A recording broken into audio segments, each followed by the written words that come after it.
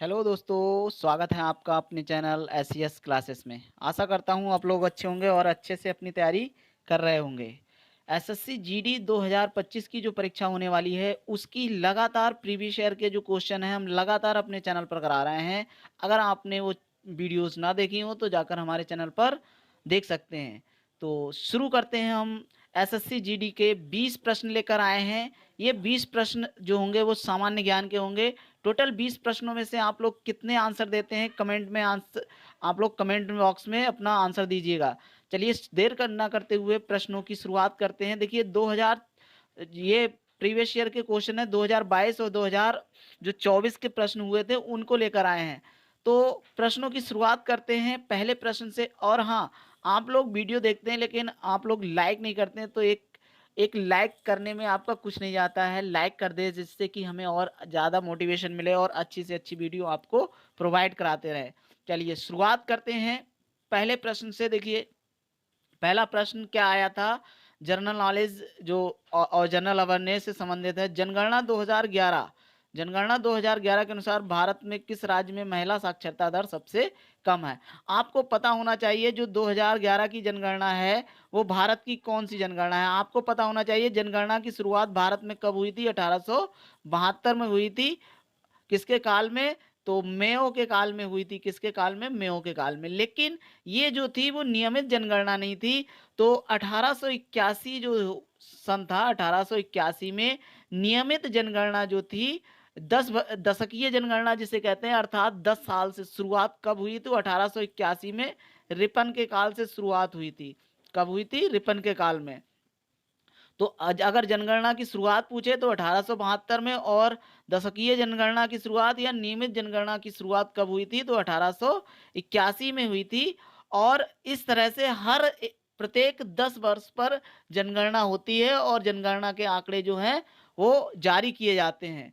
तो इस तरह से 2011 की जनगणना जो हुई थी वो हमारे देश की कौन सी जनगणना थी? आप लोग कमेंट बॉक्स में आंसर देंगे। और इस जनगणना में जो महिला साक्षरता दर सबसे कम किसकी थी? तो इसका ठीक आंसर क्या हो जाएगा? राजस्थान। जो राजस्थान था इसमें सबसे कम महिला साक्षरता दर थी। और आप लोग इसमें बिहार भी देख सकते हैं। तो बिहार में क्या है? बिहार में सबसे अधिक, क्या बोलते हैं, सबसे अधिक जनसंख्या घनत्व वो बिहार में ही पाया गया था। जनसंख्या घनत्व किसमें पाया गया था? जनसंख्या घनत्व जो है सबसे अधिक किसमें था? बिहार में था। और जनसंख्या घनत्व सबसे ज्यादा बिहार में था। और सबसे कम महिला साक्षरता दर जो थी वो कहाँ थी? तो राजस्थान में। उत्तर प्रदेश की बात करें तो सबसे अधिक जनसंख्या वाला राज्य कौन सा था? तो उत्तर प्रदेश ही था, जो भारत में सबसे अधिक जनसंख्या में पहला स्थान था। इस तरह से हम जनगणना के 2011 के कुछ क्वेश्चन जो हैं वो हमने क्लियर कर लिए। चलिए शुरुआत दूसरे प्रश्न की ओर चलते हैं। देखिए निम्नलिखित में से किसे भारत का फ्लैंग सिख कहा जाता है? फ्लैंग सिख के नाम से कौन जाना जाता है? मोहिंदर सिंह हो गए, अजीत पाल सिंह, जोगिंदर सिंह या मिल्खा सिंह। तो भारत में फ्लैंग सिख के नाम से किसे जाना जाता है? इसका ठीक आंसर क्या हो जाएगा? इसका ठीक आंसर हो जाएगा मिल्खा सिंह। मिल्खा सिंह को क्या कहा जाता है? भारत का फ्लैंग सिख कहा जाता है। और ये एक एथलीट थे जिनका खेल क्या था? तो ये एथलीट थे और ये जो थे वो रेसर थे। क्या करते थे? रेसर थे। रेस यानी दौड़ लगाया करते थे, इसीलिए इन्हें फ्लैंग सिख बोला जाता है। तो मिल्खा सिंह इसका ठीक आंसर हो जाएगा। चलिए प्रश्न नंबर 3 की ओर चलते हैं।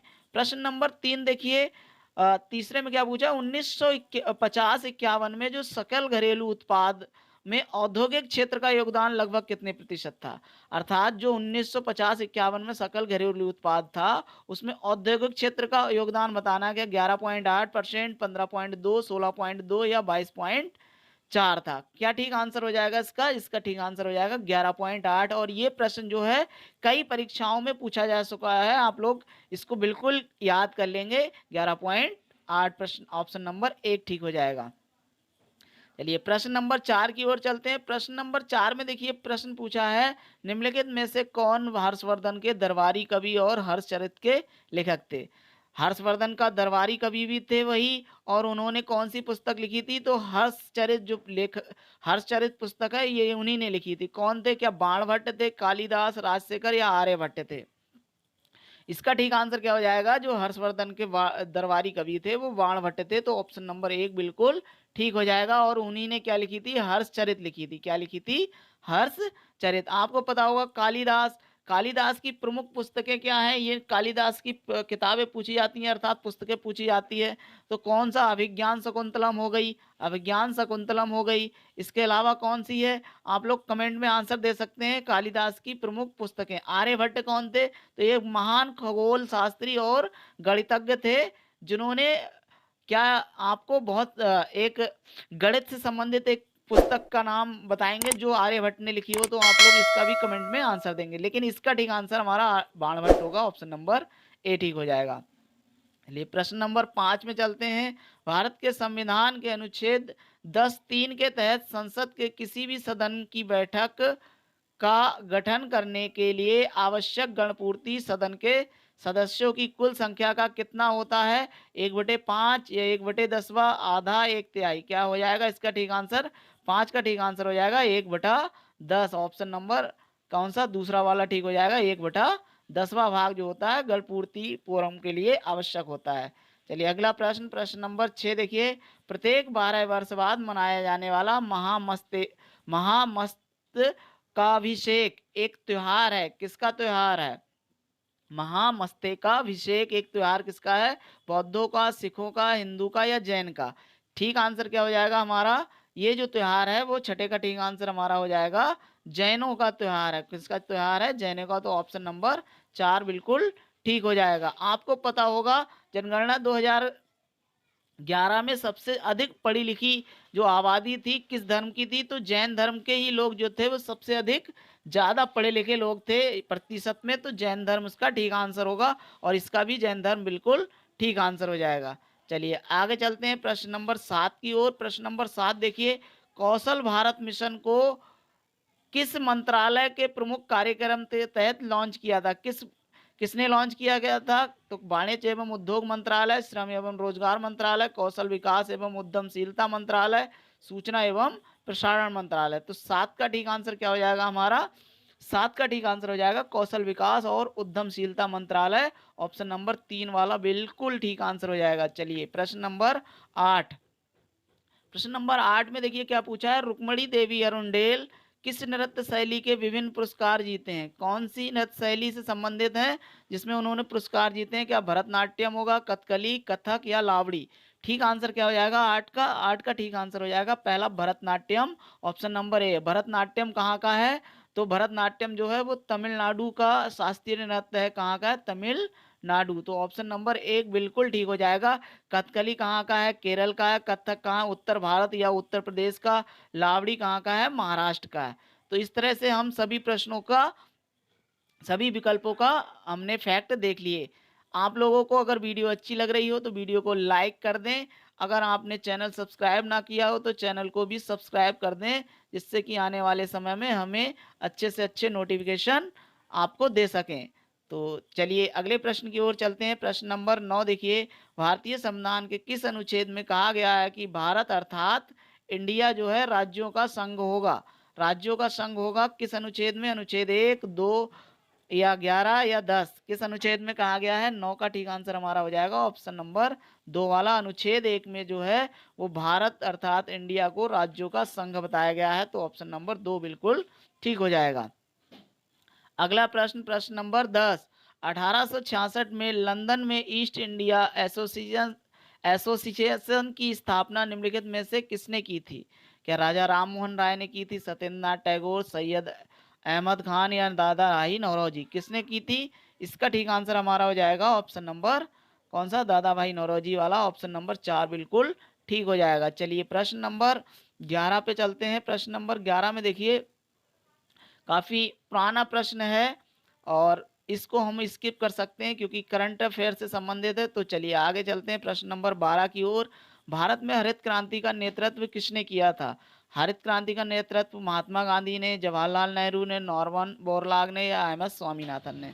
देखिए विश्व में जो है वर्ल्ड में पूछे हरित क्रांति का नेतृत्व किसने किया था तो वर्ल्ड में नॉर्मन बोरलाग आता है। लेकिन भारत में हरित क्रांति का जन्मदाता किसे बोला जाता है? तो एम एस स्वामीनाथन को। ऑप्शन नंबर 4 बिल्कुल ठीक हो जाएगा। विश्व में पूछा जाए एम एस स्वामीनाथन और भारत में पूछा जाए हरित क्रांति का जनक तो एम एस स्वामीनाथन को ऑप्शन नंबर 4 बिल्कुल ठीक हो जाएगा। हरित क्रांति में क्या हुआ, फसलों की पैदावार कई गुना अधिक बढ़ गई। सबसे अधिक जो फसलों की पैदावार बढ़ी थी वो धान और गेहूं, जो धान प्लस गेहूं की जो फसलें थी वो बहुत ज़्यादा मात्रा में क्या हो गई, इनकी पैदावार बढ़ गई थी और हम लोग अपने खाद्यान्न पर आत्मनिर्भर हो गए थे। चलिए अगला प्रश्न, प्रश्न नंबर 13 पे चलते हैं। प्रश्न नंबर 13 देखिए, मुकाबले की समाप्ति को समाप्त घोषित करने के लिए एक फ्री स्टाइल पहलवान के पास अपने प्रतिद्वंदी के विरुद्ध कितने अंक होने चाहिए? क्या 10, 8, 14 या 12? ठीक आंसर क्या हो जाएगा? जो फ्री स्टाइल कुश्ती जो होती है उसमें कोई पहलवान लगातार 10 अंक अगर प्राप्त कर लेता है तो वो विजयी घोषित हो जाता है। तो ऑप्शन नंबर 1 वाला बिल्कुल ठीक हो जाएगा। चलिए प्रश्न नंबर 14 में देखिए क्या पूछा है, उत्तर पूर्वी पवनें कहाँ से उत्पन्न होती हैं? तो क्या नंबर 1 उत्तरी गोलार्ध के उष्ण कटिबंधीय निम्न दाब कटिबंध, दक्षिण गोलार्ध के उष्ण कटिबंधीय उच्च दाब कटिबंध, उत्तरी गोलार्ध के उपोष्ण कटिबंधीय उच्च दाब कटिबंध या दक्षिणी गोलार्ध के उपोष्ण कटिबंध उच्च दाब के कटिबंध?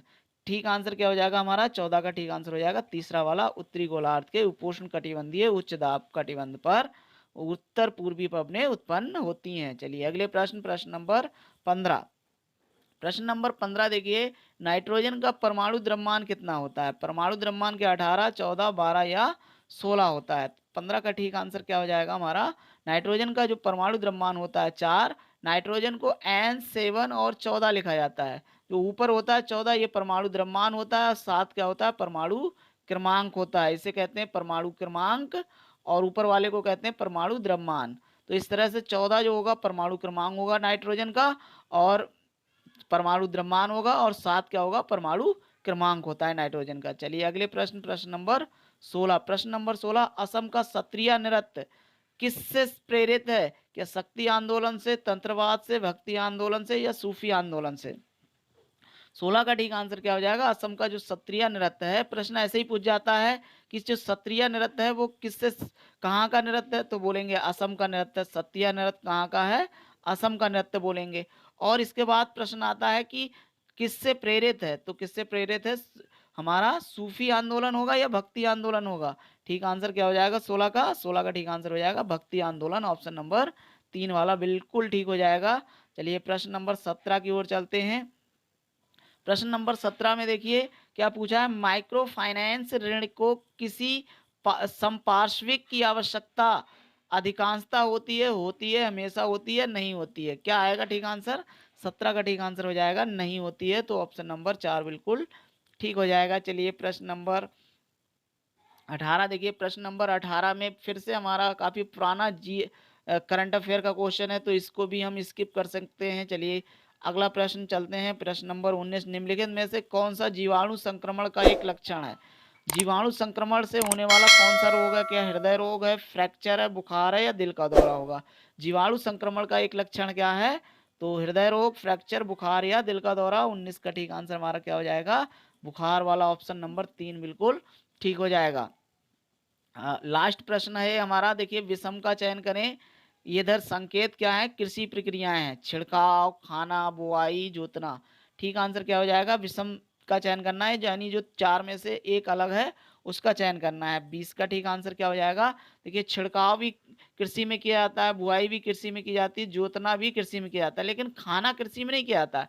खाना तो तब होता है जब कृषि का सारा अनाज आ जाता है घर में पकाकर तब खाया जाता है।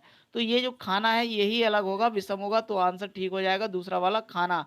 तो इस तरह से क्लास हमारी 20 प्रश्न समाप्त हुए। आपको और अच्छी से अच्छी वीडियो प्रोवाइड कराते रहेंगे, इसलिए वीडियो को लाइक, चैनल को सब्सक्राइब कर लें। जय हिंद, जय भारत, धन्यवाद।